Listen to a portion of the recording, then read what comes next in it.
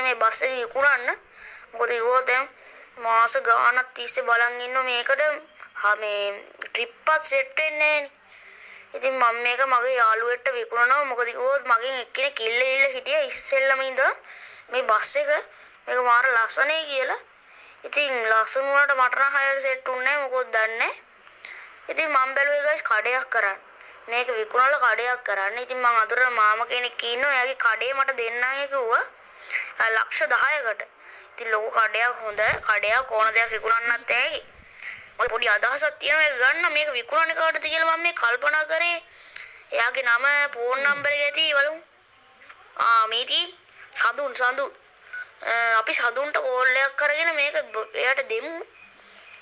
එයා කිව්වා කීයකට උනක් කවන්නේ බං විකුණන දවසක බස් එක දෙන්නේ කියලා. කාටවත් දෙන්න බැහැ. ඉතින් මං දැන් දෙන්න වෙනවා.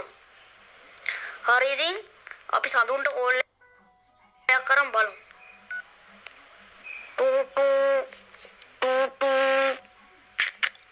hello සඳුන් මේ ඔය මගෙන් ගොඩක් කාලෙක ඉඳන්ම මගේ බස් එක ඉල්ලලා හිටියේ මේ බස් එක විකුණන දවසක දෙන්නේ කියලා අනිවාර්යෙන් කාටවත් දෙන්නේ නැතුව